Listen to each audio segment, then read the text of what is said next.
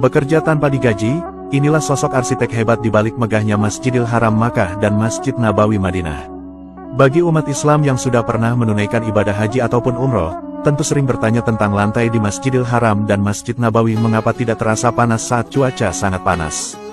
Terutama jamaah yang sedang menunaikan ibadah tawaf mengelilingi Ka'bah di siang hari dengan panas yang sangat terik, kaki-kaki para jamaah tetap tidak merasa kepanasan.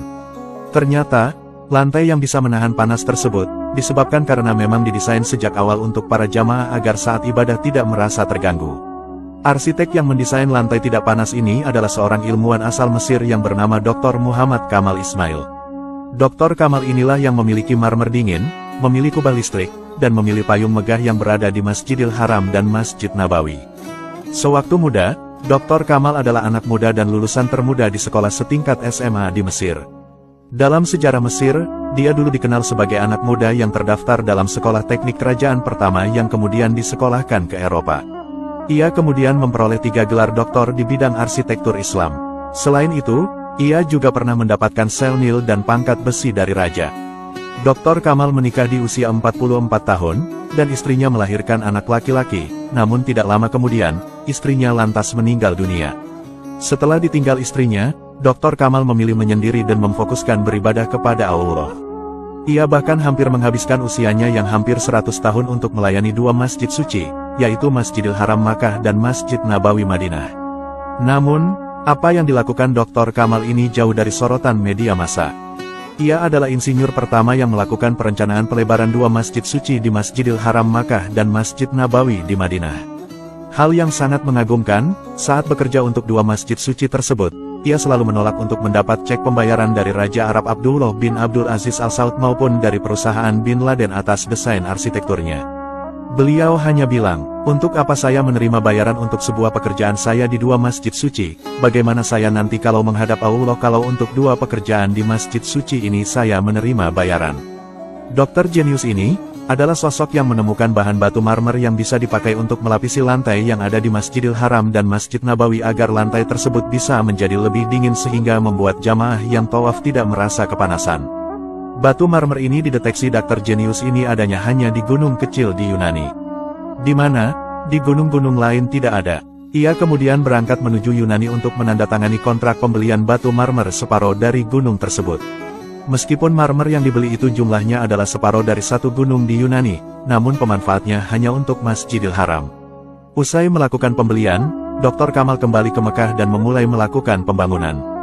Namun setelah selesai menuntaskan pembangunan di Masjidil Haram, Dr. jenius ini diminta Raja Arab untuk melakukan pelapisan bahan marmer yang sama di Masjid Nabawi di Madinah. Setelah mendapat tugas dari Raja Arab, beliau lantas merasa bingung karena bahan batu marmer itu hanya ada 1 di gunung Yunani dan separuhnya sudah dia beli. Tapi karena diperintah oleh Raja Arab, akhirnya ia berangkat kembali ke Yunani untuk menemui perusahaan yang menguasai gunung yang ada batu marmernya tersebut.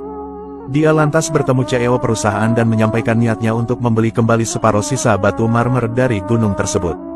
Namun apa yang terjadi, menurut CEO, bahwa batu marmer sudah habis karena sudah dibeli semua oleh orang lain.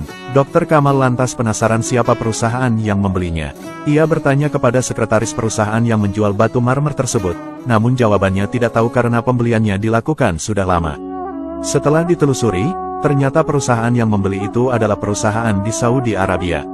Dan akhirnya, beliau bertemu perusahaan yang dicari. Dr. Kamal lalu ditemui oleh direktur teknik.